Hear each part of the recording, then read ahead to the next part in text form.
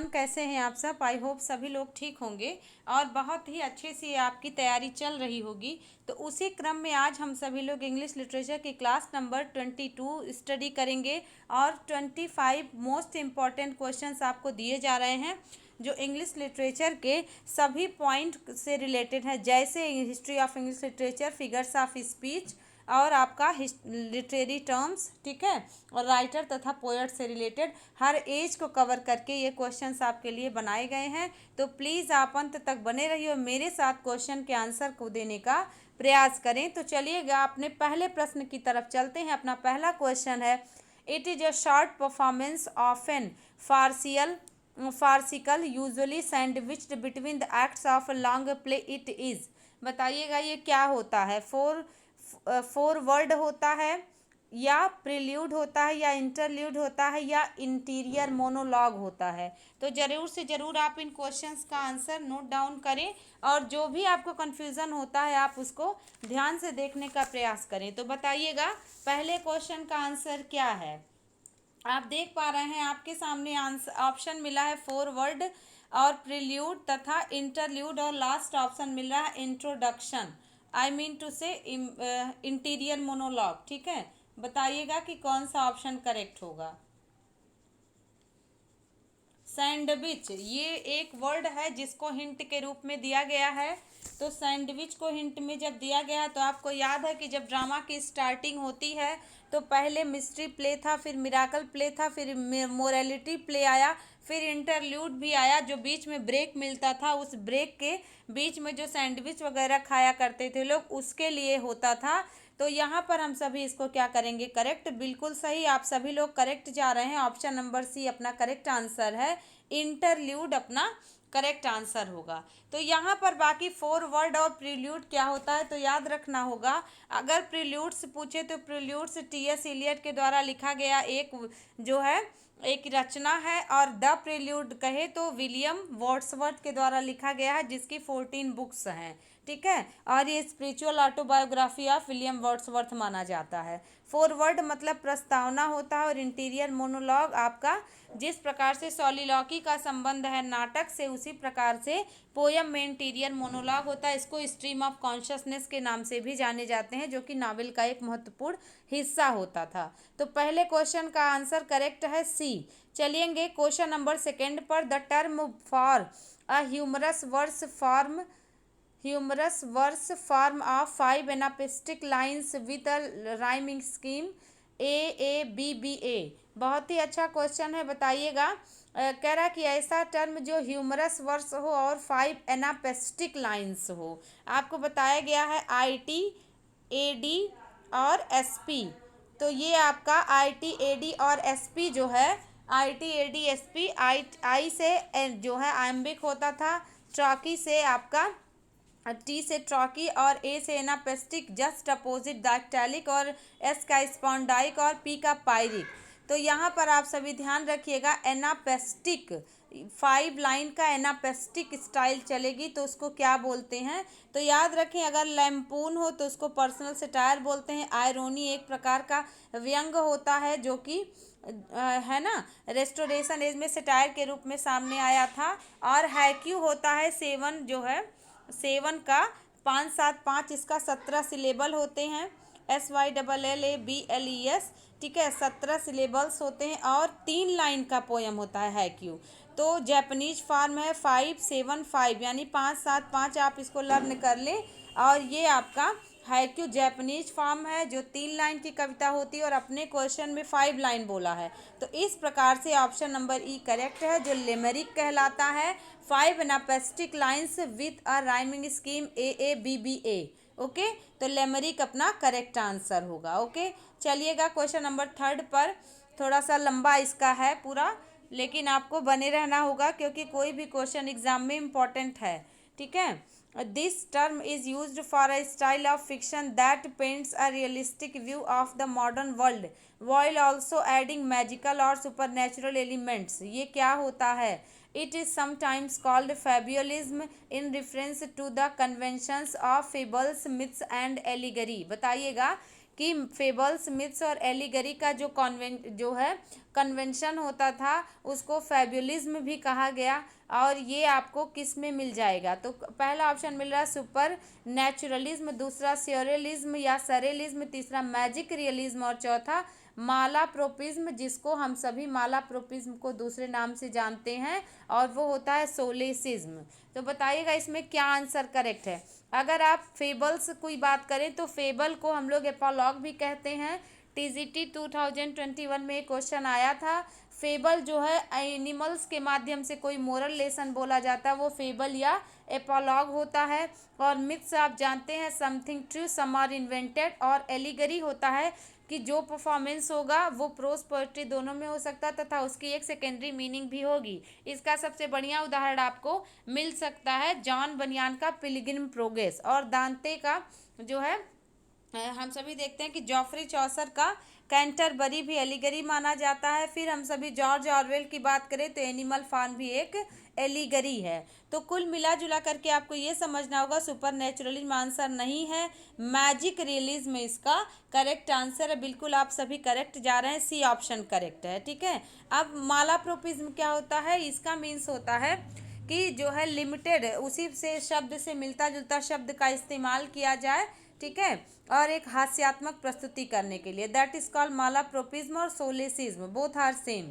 Okay, तो question number 3 आपका complete हुआ। क्वेश्चन नंबर 4 देखिएगा, a style of writing in which realistic details, events, settings, characters and dialogues are interwoven with magical, bizarre, fantastic और supernatural elements. आपको ध्यान रखना होगा ये जो टर्म्स हैं ये कोई भी टर्म्स आपके लिए इंपॉर्टेंट हो सकता है, और ये सब क्वेश्चन एम.एच. अब्राहम से लिए गए हैं, ठीक है। एम.एच. अब्राहम की जो बुक है उसी से बनाए गए हैं। तो आप बताइएगा आई स्टाइल ऑफ राइटिंग, और इसको ध्यान रखिएगा टीजीटी पीजीटी में, आई मीन टू से यूपी टीजीटी पीजीटी में एम.एच. अब्राहम से रिलेटेड ही, एम.एच. अब्राहम से ही लिटरेरी टर्म्स पूछे जाते हैं। तो वो बुक अगर आप जो है अच्छे से पढ़ के जाएं तो आपके लिए उससे बाहर कुछ नहीं होगा लिटरेरी टर्म से संबंधित, ठीक है। तो चलिएगा, उसके जो लैंग्वेज है कॉम्प्लिकेटेड हो सकते हैं, बट आप 1 से 2 बार जब उसको पढ़ने का प्रयास करेंगे, अपनी जिद पे अड़े रहेंगे कि मुझे पढ़ के समझना ही होगा, तो ऐसा कुछ नहीं है जो आपको समझ में ना आए। ओके, तो बताइएगा style of writing in which realistic details, events, settings, characters और एंड डायलॉग्स आर इंटरवोइन, मतलब आंतरिक रूप से बंधे हों, विथ मैजिकल, मैजिकल वर्ड आ गया तो आपको क्या कर देना पड़ेगा, मैजिक रियलिज्म इसका करेक्ट आंसर यहाँ भी होगा। तो क्वेश्चन नंबर 4 का सी, अगर रियलिज्म कहेंगे तो रियलिज्म मतलब यथार्थवाद, नेचुरलिज्म मतलब प्रकृतिवाद, रोमांटिसिज्म मतलब भी होता है प्रकृतिवाद, तो ऐसा कुछ नहीं है, आपको मिल जाएगा सी आंसर। बिल्कुल सही, आप सभी करेक्ट हैं। क्वेश्चन नंबर 5 देखेंगे, एन एलेबोरेट सेमी ड्रामेटिक, यानी कि सेमी मने होता है हाफ, ठीक है, हाफ ड्रामेटिक कोर्टली फार्म, इसको ध्यान रखिएगा। राज दरबार में मास्क लगा करके ही तो जो है हंसाया जाता था या इंटरटेनमेंट किया जाता था, तो बिल्कुल सही, मास्क इसका बहुत ही आसानी से आप आंसर फाइंड आउट कर सकते हैं। Semi dramatic courtly form for entertainment, इसको याद रखिएगा। ओके, मोरालिटी प्ले नैतिकता पर आधारित होता था और चर्च में परफॉर्म किया जाता था। इंटरल्यूड आपने देख ही लिया, सोलेसिज्म इज कॉल्ड मालाप्रोपिज्म। ओके, तो क्वेश्चन नंबर 5 का ए वाले बच्चे बिल्कुल सही हैं। क्वेश्चन नंबर 6 पर चलेंगे, the word props stand for, props means क्या होता है। पहला ऑप्शन ले लें, अ कन्वर्सेशन बिटवीन कैरेक्टर्स, दूसरा movable objects and articles which are used by actors on stage, तीसरा option choice of words for effect, और चौथा सिस्टमेटिक ऑर्डरली अरेंजमेंट। बताइएगा प्रॉप्स किसको कहते थे। कन्वर्सेशन बिटवीन कैरेक्टर्स, ये तो डायलॉग हो जाता है। Movable objects and articles which are used by actors on stage, यही करेक्ट आंसर है, बिल्कुल सही। क्वेश्चन नंबर सी का बी ऑप्शन वाले 1 नंबर ले सकते हैं। Choice of words for effect, ये आपका जो choice of words for effect है इसको आप कहेंगे डिक्शन, यानी शब्द चयन। और चौथा ऑप्शन है सिस्टमेटिक ऑर्डरली अरेंजमेंट, इसको हम सभी सिंटेक्स्ट कहते थे। ओके, तो याद रखिएगा, पहले ऑप्शन में डायलॉग होगा, दूसरे ऑप्शन को प्रॉप्स कहेंगे, तीसरे में डिक्शन होगा, शब्द चयन, और चौथे का सिस्टमेटिक ऑर्डरली अरेंजमेंट सिंटेक्स कहलाता है ना। तो आप इसको 6 का क्वेश्चन नंबर बी बिल्कुल करेक्ट है। क्वेश्चन नंबर 7 देखेंगे, sweet of are the uses of adversity, बताइएगा ये लाइन कहाँ पर जो है ली गई है और जो है किस एक्ट किस सीन से है, ये सब बताएं, बोलता कौन है, बहुत सारे जो है क्वेश्चंस बन सकते हैं। Sweet are the uses of adversity, ये लाइन कहाँ है, किस मतलब विलियम शेक्सपियर के किस नाटक में है। फिर आपका दूसरा क्वेश्चन बनता है किसने बोला, तीसरा ऑप्शन बनता है किस एक्ट और किस सीन में बोला। ठीक है, तो ये बहुत ही आसान सा सवाल हो सकता है आपके लिए, बिल्कुल करेक्ट है। यदि आपको आ रहा है तो कोई भी क्वेश्चन आपके लिए इजी है, लेकिन अगर आपने अच्छे से रिवीजन नहीं किया है या आपने ध्यान नहीं दिया है तो आपके लिए वही क्वेश्चन कॉम्प्लिकेटेड हो जाएगा। और विलियम शेक्सपियर को तो आप बहुत अच्छे से पढ़ें, इनको आप स्किप नहीं कर सकते। अगर आप एनवीएस के टीजीटी पीजीटी को देखें तो यहाँ भी शेक्सपियर के वर्क्स मेंशन किए गए हैं। केवीएस में और टीजीटी पीजीटी देखें तो वहाँ भी विलियम शेक्सपियर के वर्क मेंशन है, और यूपी टीजीटी पीजीटी में तो विलियम शेक्सपियर को आप हटा ही नहीं सकते। ठीक है, तो इसका ऑप्शन आपका ए करेक्ट है। ट्वेल्थ नाइट, टेम्पेस्ट और मैकबेथ नहीं होगा। ओके, तो इसको आपको ये पता चल गया कि ए करेक्ट है, बट आपको ध्यान रखना पड़ेगा इसको बोला किसने था, तो बैनिस्ड ड्यूक, जिसको ड्यूक सीनियर कहा गया, उसने बोला था एक्ट सेकेंड सीन 1 में। ध्यान रखिएगा, एक्ट 2 और सीन 1 में इसको बोला गया था ड्यूक सीनियर के द्वारा। ओके, जिसको बैनिस्ड कर दिया गया था। तो आपको ध्यान रखना होगा क्वेश्चन नंबर 7 का ए आंसर। चलेंगे क्वेश्चन नंबर 8 देखेगा, डोरियन एंड पिंडारिक ये क्या है। पहला ऑप्शन कह रहा है ग्रीक लिटरेचर में, पहला ऑप्शन ए ओड्स है, दूसरा लिरिक्स है, तीसरा सोनेट्स है और चौथा बैलेट्स है। क्या करेक्ट करेंगे आप। डोरियन और पिंडारिक ये क्या है, ओड का प्रकार है, लिरिक का प्रकार है, सोनेट का प्रकार है या बैलेट का प्रकार है। तो आपको बहुत आसानी से याद हो जाएगा, पिंडारिक ओड को क्लासिकल ओड भी कहते हैं, स्ट्रोफे, एंटी स्ट्रोफे और इपोड इसका प्रकार था। फिर बाद में ओड जो है आपने देखा है रेगुलर, इरेगुलर, इंग्लिश और जो है अब्राहम काउले के नाम पे कॉलियन ओड, तो ये आपका ओड का प्रकार है। बिल्कुल सही, आप सभी करेक्ट हैं। ग्रीक लिटरेचर में संबोधन गीत होता था और ओड की वजह से रोमांटिक एज में जो है जॉन कीट्स फेमस हैं। तो चलिए आगे बढ़ते हैं क्वेश्चन नंबर 9 पर। A debased form of tragedy is known as, बताइएगा डिबेस्ड फॉर्म ऑफ ट्रेजेडी क्या कहलाता है। पहला मास्क, दूसरा फार्स, तीसरा मेलोड्रामा और चौथा ड्रामेटिक मोनोलॉग, बताइएगा। ध्यान रखिएगा, बहुत ही ये आसान सा क्वेश्चन आपके लिए हो सकता है, लेकिन तब जब आप इसको फाइंड आउट कर पाए कि कौन सा नहीं होगा। तो देखिएगा, मास्क ये आपका कॉमेडी का हिस्सा है, फार्स कॉमेडी का हिस्सा और क्वेश्चन में ट्रेजेडी मेंशन की गई है। ड्रामेटिक मोनोलॉग आप देखते हैं पोयम में है, पोयम का फॉर्म है जिसको नाटक में सॉलिलॉकी की तरह यूज़ किया जाता है, तो वहीं पोयम में इसका नाम ड्रामेटिक मोनोलॉग हो जाता है। इसी प्रकार से मेलोड्रामा आपका करेक्ट आंसर है, बिल्कुल सही, सी आंसर क्वेश्चन नंबर 9 का करेक्ट है। सॉलिलॉकी में जो सॉलिलॉकी और असाइड दो वर्ड हैं जो कि ड्रामा का एक हिस्सा होते हैं। सॉलिलॉकी में जो एक्टर होता है वो अपने मन की बात को लाउडली स्पीक करता है और वो सोचता है कि मुझे कोई सुन नहीं रहा है और वो मतलब ऑडियंस उसको सुन रही होती है। लेकिन असाइड में क्या होता है, असाइड में वो लाउडली बोलता है, बगल वाला एक्टर ना सुनने का नाटक करता है और ऑडियंस सुन रही होती है, तो ये असाइड होता है। उसी प्रकार से ड्रामेटिक मोनोलॉग होता है, तो जो पोएट होता है वो जिसकी बात करता है उसी का रूप बना लेता है, और एक साइलेंट लिसनर होता है जो पता चलता है कि एक साइलेंट लिसनर, जैसे आपको मिल जाएगा टिथोनस मिल जाएगा, अल्फ्रेड लॉर्ड टेनिसन का यूलिसीज मिल जाएगा जिसमें टेनिसन यूलिसीज बन जाते हैं, है ना। और आप देखिएगा रॉबर्ट ब्राउनिंग तो फेमस ही है ड्रामेटिक मोनोलॉग की वजह से, तो ये सब आपके लिए इंपॉर्टेंट पॉइंट्स हो सकते हैं। ओके, चलेगा क्वेश्चन नंबर 10 पर चलेंगे आगे ही। Dash was the first public playhouse built in the London in 1576, 1576 ईस्वी में कौन सा ऐसा पब्लिक प्ले हाउस था जो लंदन में बनाया गया था। तो पहला ऑप्शन मिल रहा है ग्लोब थिएटर, दूसरा थिएटर, तीसरा किंग्समैन, चौथा एवेन्यू थिएटर। बताएंगे क्या करेक्ट किया जाए। देखिए, ग्लोब थिएटर की बात करें तो ग्लोब थिएटर 1599 में बना था और 1613 में इसमें आग लग गई थी जब विलियम शेक्सपियर का हेनरिएट परफॉर्म किया जा रहा था।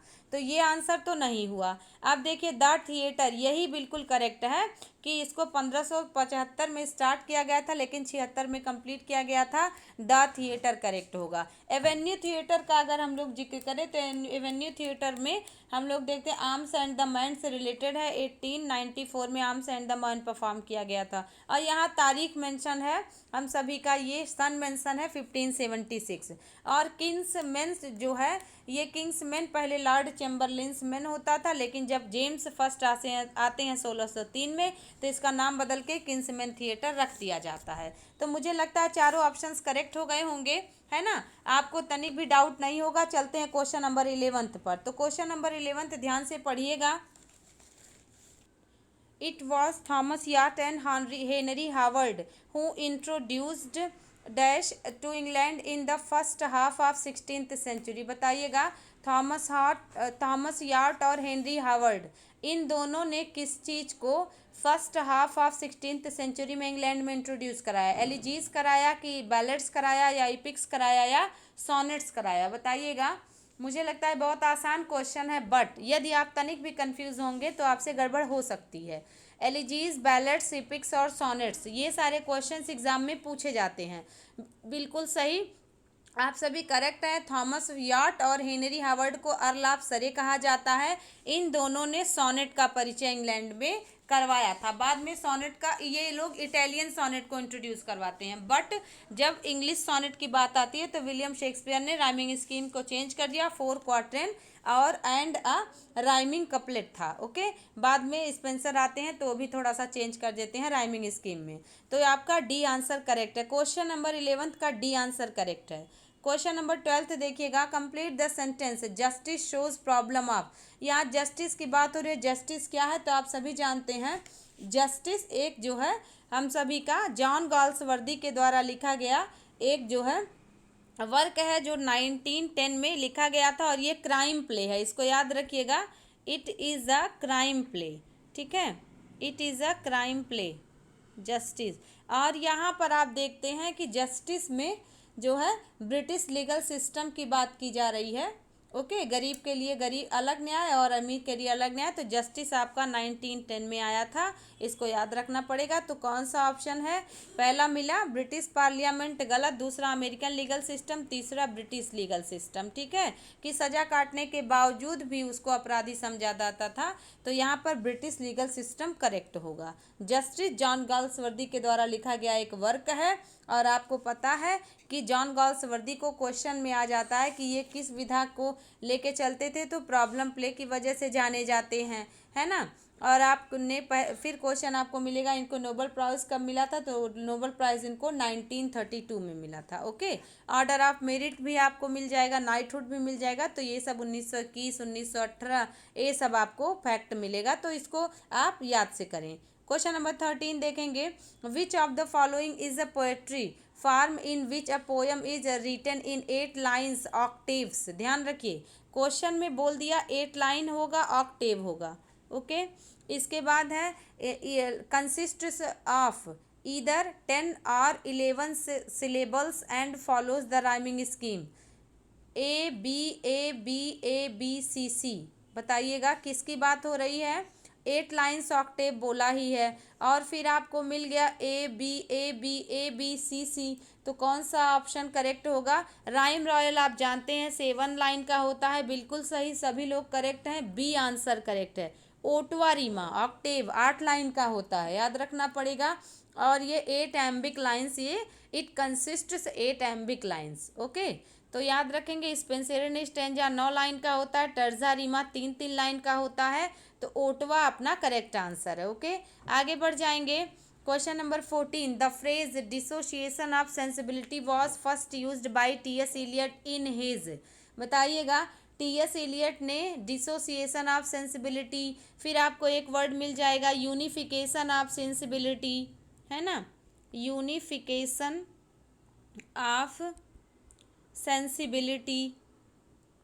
ओके, यूनिफिकेशन ऑफ सेंसिबिलिटी और objective correlative, dissociation of sensibility, ये सब फ्रेज टी.एस. इलियट ने यूज़ किया है। बट डिसोसिएशन ऑफ सेंसिबिलिटी को उन्होंने कहाँ यूज़ किया है? तो पहला option Hamlet and his problem, दूसरा मेटाफिजिकल पोएट्स और तीसरा ट्रेडिशनल एंड इंडिविजुअल टैलेंट, चौथा प्रिंसिपल्स ऑफ लिटरेरी क्रिटिसिज्म। तो बहुत आसान सा क्वेश्चन ये आपके लिए हो सकता है, बस आप एक बार ध्यान से देख लें। बी वाले बच्चे बिल्कुल करेक्ट हैं, बी ऑप्शन करेक्ट है। डिसोसिएशन ऑफ सेंसिबिलिटी तथा यूनिफिकेशन ऑफ सेंसिबिलिटी का जिक्र इन्होंने इस फ्रेज का मेटाफिजिकल पोएट्स नाम के एस्से में किया है। ऑब्जेक्टिव कोरिलेटिव की बात करें तो हेमलेट एंड हिज प्रॉब्लम में किया है। ट्रेडिशनल एंड इंडिविजुअल टैलेंट की बात करें तो इसमें ये पोएट्री से संबंधित बातें करते हैं। ओके, और प्रिंसिपल ऑफ लिटरेरी क्रिटिसिज्म जो है इनका नहीं है। ये किसकी रचना है? तो इसको याद रखिए, आई ए रिचर्ड्स की रचना है। इसको भी ध्यान से देखते चलें। ये प्रिंसिपल ऑफ लिटरेरी क्रिटिसिज्म की अगर आप बात करें तो I A Richards, okay, I A Richards की रचना है। आई ए रिचर्ड्स की अगर हम सभी बात करें तो इनका पूरा नाम है, इसको पूरा नाम भी देख लें, क्या पता एग्जाम में पूछ ले, है ना, Ivor Armstrong Richards, Armstrong Richards. Richards तो आप देख ही लेंगे, ठीक है, रिचर्ड्स। तो आइए रिचर्ड्स की बुक का नाम अगर आप बात करें तो the principles of literary criticism. आगे बढ़ जाएंगे। क्वेश्चन नंबर 15, वॉट विटमैन किस एज के पोएट हैं? 19th सेंचुरी के, 20th सेंचुरी के, 17th सेंचुरी के या 18th सेंचुरी के? We are talking about Walt Whitman. बताइएगा, वॉट विटमैन किस एज के पोएट हैं? बहुत आसान सा क्वेश्चन है ना। पीजीटी में, यूपी पीजीटी में मेंशन है ना, अमेरिकन पोएट में चार लोग मेंशन है, William Faulkner, Robert Frost, Walt Whitman और अर्नेस्ट हेमिंगवे। तो आपने, मुझे लगता है, अब तक पढ़ लिया होगा, बहुत ही अच्छे से पढ़ा होगा। तो बताइएगा वॉट विटमैन किससे संबंधित है? बिल्कुल करेक्ट, सभी लोग सही जा रहे हैं। 20th century, option number B. अगर हम इनके जो है पूरे लाइफ स्पैन की बात करें तो 1819 में इनका जन्म होता है और 1892 में इनकी मृत्यु होती है। तो आप देख पा रहे हैं कि ये 20वीं शताब्दी के पोएट माने जाते हैं, ना कि 19वीं शताब्दी के। आप ध्यान रखिएगा। ओके, 20th सेंचुरी करेक्ट होगा। आगे बढ़ जाइएगा। When was Paradise Lost completed by Milton? बताइएगा। पहला ऑप्शन मिल रहा है 1665, दूसरा 1665, पहला 58, दूसरा 65, तीसरा 67 और चौथा 64। कौन सा करेक्ट किया जाए? बताइएगा कौन सा किया जाए। पैराडाइज लॉस्ट की बात करें तो ये ब्लैंक वर्स में लिखा गया है, सबसे पहला क्वेश्चन ब्लैंक वर्स में, और इसका जो है इंट्रोडक्शन है वो 2 सेंटेंसेस में ही कंप्लीट किया गया। पहला जो है आपका 2 सेंटेंस में ही इंजैम्बमेंट की लाइन है। ये स्टार्ट किया गया था 1658 में, कंप्लीट किया गया था 1665 में। पहली बार पब्लिश किया गया था 10 किताबों के तहत 1667 में, और दूसरी बार 1674 में ये 12 किताबों के साथ पब्लिश किया गया था। तो आपको बिल्कुल सही करेक्ट आंसर मिल ही गया होगा। कंप्लीटेड पूछ रहा है, ठीक है। तो पैराडाइज लॉस्ट के कंप्लीट की बात करें तो आपने देख लिया कि बी ऑप्शन करेक्ट है, बिल्कुल सही। बी वाले बच्चे करेक्ट जा रहे हैं। क्वेश्चन नंबर, आगे बढ़ जाइएगा, चलेंगे। इसको आपको ध्यान रखना होगा। शॉर्टेस्ट बुक और लॉन्गेस्ट बुक की बात करें तो क्वेश्चन नंबर जो है 16 में इसको पहली बार जब पब्लिश कराया गया था तो 10 किताबों में, दूसरी बार 12 किताबों में, और 7वीं किताब सबसे छोटी, 9वीं सबसे लंबी मानी जाती है। Question number 17, the word diction means. बताइएगा, फिगर्स ऑफ स्पीच या सिंटेक्स एंड वर्ड ऑर्डर या डिवाइसेज ऑफ स्पीच या devices of metre and rhymes. बताइए इसमें क्या करेक्ट होगा। अभी आपको मिल गया है ना कि डिक्शन में क्या है, शब्द चयन, तो इसको जरूर से जरूर आपने ध्यान दिया होगा। तो क्वेश्चन नंबर 17 का बी करेक्ट है, बिल्कुल सही। आप सभी लोग करेक्ट जा रहे हैं। क्वेश्चन नंबर 18 देखिएगा, ध्यान से पढ़ें। वेट, क्वेश्चन नंबर, फ्रेंड्स एक मिनट, क्वेश्चन नंबर 15 फिर से देख लीजिएगा। क्वेश्चन नंबर 15 में वॉट विटमैन की बात हो रही है। वॉट विटमैन किस एज के पोएट थे? तो आपको ध्यान रखना होगा कि क्वेश्चन नंबर 15 में मैंने आपको बी ऑप्शन बता दिया, बट क्वेश्चन नंबर 15 का ए ऑप्शन करेक्ट होगा। ओके, क्यों भाई ए ऑप्शन करेक्ट होगा? क्योंकि आप देख पा रहे हैं इनका अगर लाइफ स्पैन की बात करें तो यहाँ पर बिल्कुल सभी बच्चे करेक्ट थे, मेरे से ही ऑप्शन 20th सेंचुरी वाला करेक्ट मैंने बोल दिया। तो इसको याद रखिएगा, 31 मई को, है ना, 1819 में इनका बर्थ होता है और 1892 में इनका डेथ होता है। और ये अमेरिकन पोएट, एसेइस्ट और जर्नलिस्ट माने जाते हैं, रिप्रेजेंटेटिव पोएट ऑफ अमेरिका माने जाते हैं। और इन्होंने ही वो कैप्टन माई कैप्टन नाम की एलिजी लिखी है। क्वेश्चन नंबर 15 की बात हो रही है, एलिजी लिखी है। और ये आपका अब्राहम लिंकन की मृत्यु पर। तो ये जब देखिए 18 कंप्लीट हो गया, 19 चल रहा है, तो यहाँ पे 20th नहीं आंसर होगा। ठीक है, तो सभी लोग बी ए ऑप्शन को करेक्ट करें, बी ऑप्शन नहीं होगा, इसको याद रखें। फिर से मैं बोल रही हूँ, यहाँ पर ए ऑप्शन होगा करेक्ट। 19th सेंचुरी के जो है रिप्रेजेंटेटिव पोएट ऑफ अमेरिका माने जाते हैं, तो ये आपको याद रखना होगा। और क्वेश्चन नंबर 17 कंप्लीट है, 16 भी सब करेक्ट है, 17 भी करेक्ट है। 18 पर हम लोग चल रहे थे, तो trace in the following list the play which does not belong to the category to which the rest do. बताइएगा, आपको चारों ऑप्शन में से आपको ये बताना पड़ेगा कि कौन सा ऐसा एक है जो इनमें से अलग है। तो ये बहुत कॉमन सा क्वेश्चन आपको लग सकता है, बट ऐसे क्वेश्चन से ही आपसे गलत होते हैं और आपके सिलेक्शंस रुक जाते हैं। ठीक है, तो देखिएगा, ओथेलो, किंग लियर और हैमलेट, ये तीनों ग्रेट ट्रेजेडी है। और जो टेम्पेस्ट है, ये विलियम शेक्सपियर का स्वॉन सॉन्ग माना जाता है, sworn song of William Shakespeare माना जाता है। इसके बाद आपको ये 1610 से लेकर के 1611 तक में लिखा गया था। ठीक है, तो ये एक कॉमेडी भी है, मास्क भी है। तो ये इसका correct option option number D होगा, क्वेश्चन नंबर 18 का। तो चलेंगे क्वेश्चन नंबर 19 की तरफ। क्वेश्चन नंबर 19 ध्यान दीजिएगा, in which play Shakespeare has presented a royal criminal. बताइएगा, इसमें से किस ऐसे प्ले को विलियम शेक्सपियर ने रॉयल क्रिमिनल कहा है। तो पहला ऑप्शन मिल रहा है किंग लियर, दूसरा रिचर्ड थर्ड, तीसरा हेनरी फोर्थ और चौथा हेनरी एट्थ। बताइएगा, तो ये क्वेश्चन आपको बहुत इंपॉर्टेंट समझ के पढ़ना होगा, ये बहुत इंपॉर्टेंट क्वेश्चन है। क्वेश्चन नंबर 19 यहाँ पर आपको मिल जाएगा रिचर्ड थर्ड, बिल्कुल सही, बी ऑप्शन करेक्ट है, आप सभी लोग करेक्ट हैं। किंग लियर हिस्ट्री प्ले नहीं है, किंग लियर एक ट्रेजेडी है, और बाकी तीनों हिस्ट्री प्ले है, जो है इंग्लैंड की हिस्ट्री पता चलती है। तो रिचर्ड थर्ड को जो है रॉयल क्रिमिनल कहा जाता है, और ये 1591 से लेकर के 1593 तक ये लिखा गया था। ओके, इसी बीच में ये लिखा गया था। रिचर्ड थर्ड पहले आया था, रिचर्ड सेकंड बाद में। तो बी ऑप्शन करेक्ट है, आप सभी लोग करेक्ट है, B option correct. Question number 20 देख लेंगे, to whom is Wordsworth autobiographical poem the prelude addressed. आप सभी को पता है कि द प्रील्यूड विलियम वर्ड्सवर्थ की रचना है, और सिर्फ प्रील्यूड कहे तो टी.एस. इलियट की, ये ध्यान रखना पड़ेगा आपको, है ना। जैसे टू अ स्काईलार्क और to the skylark William Wordsworth और शैली से रिलेटेड है, ठीक उसी प्रकार द प्रील्यूड कहे तो विलियम वर्ड्सवर्थ का है। और इसमें 14 किताबें हैं, इसको याद रख लीजिएगा, 14 बुक्स है, ये क्वेश्चन एग्जाम में आ चुका है। ओके, और ये विलियम वर्ड्सवर्थ की ऑटोबायोग्राफिकल है, वो भी स्पिरिचुअल ऑटोबायोग्राफी है। ये किसको एड्रेस है, डोरोथी वर्ड्सवर्थ को, एस.टी. कॉलरिज को, मैरी हचिंसन को, या जॉन मिल्टन को।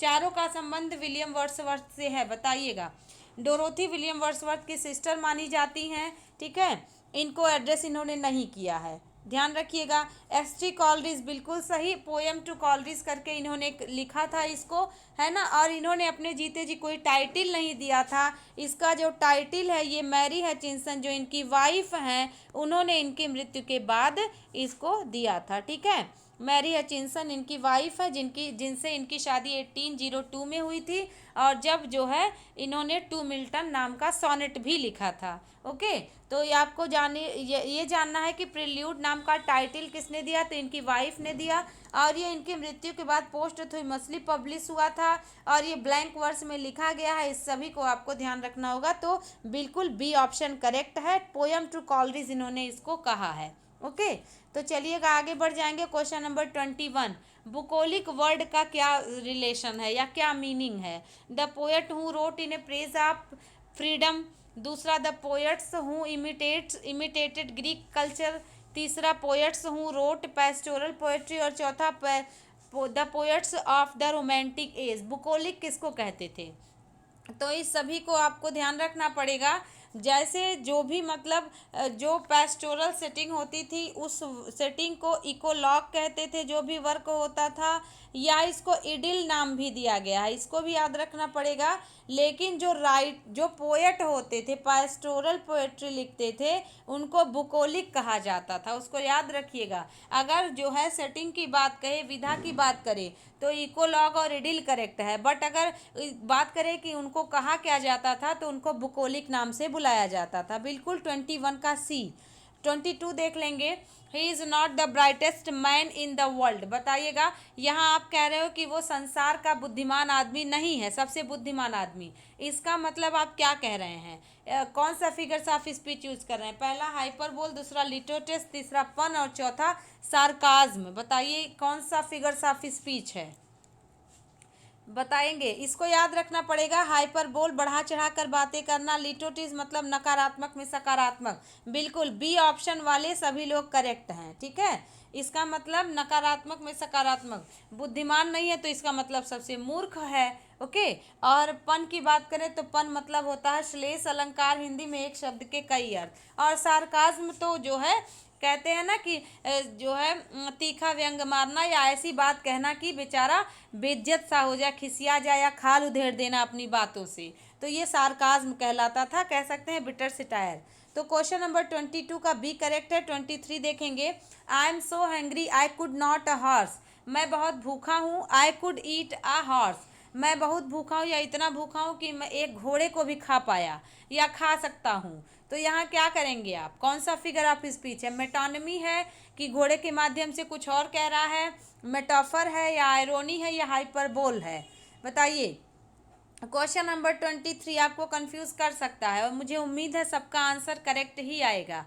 बिल्कुल नहीं, मेटोनमी नहीं है, मेटाफर भी नहीं है, आयरोनी भी नहीं है, हाइपरबोल है। यानी बढ़ा चढ़ा कर कहना। कहीं ये संभव है? बढ़ा चढ़ा कर कहना हाइपरबोल होता है और ज़्यादा को कम करके बताना अंडर स्टेटमेंट होता है। और मेटोनमी नेम चेंज होता है, मेटाफर मतलब किसी को कोई चीज़ कह देना, आयरोनी मतलब व्यंग होता है। क्वेश्चन नंबर 24 पर चलेंगे।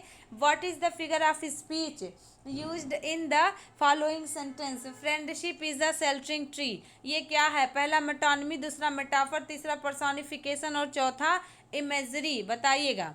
फ्रेंडशिप को शेल्टर ट्री कहा जा रहा है। पूरा पूरा आपको स्पष्ट रूप से समझना पड़ेगा।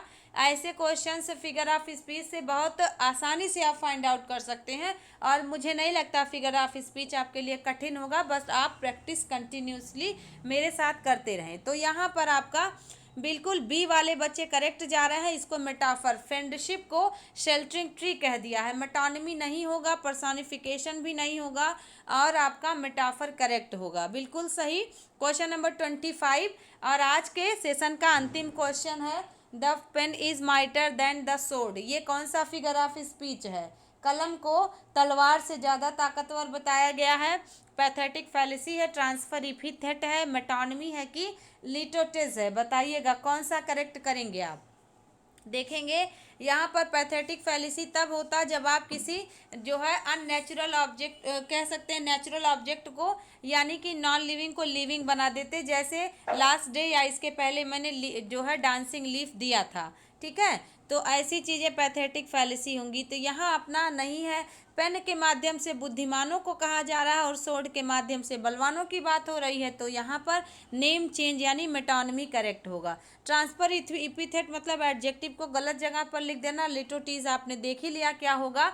तो क्वेश्चन नंबर 25 का आप सभी बता पा रहे हैं कि ऑप्शन नंबर सी करेक्ट है। बिल्कुल सही। तो फ्रेंड्स आप बताइए कितने स्कोर आपने गेन किए? क्या आपका 25 में 25 करेक्ट जा रहा है? अगर नहीं जा रहा है तो कितना आपसे गड़बड़ हो रही है? सारी बातों की चर्चा आप कमेंट बॉक्स में कर सकते हैं। किसी भी सुझाव को अगर आप देना चाहें तो मुझे ज़रूर से ज़रूर दें और अपने जो है जैसा भी आपको क्लासेस पसंद आया अपने व्यू को लिखें। क्वेश्चंस का लेवल कैसा ये भी बताएं, ठीक है। और किस प्रकार के मतलब क्वेश्चंस किस टॉपिक पे और भी बढ़ाए जाएं तो उसको ज़रूर आप लिखें। तो प्लीज़ कंटिन्यूअसली बने रहें। वीडियो को लाइक ज़रूर कर दें, शेयर कर दें। आपको लगता है कि क्वेश्चंस अच्छे हैं, मैम मेहनत कर रही हैं मेरे लिए, तो आप मेरे काम को अप्रिशिएट कर सकते हैं। Thank you so much. मिलते हैं नेक्स्ट क्लास में। Thanks a lot.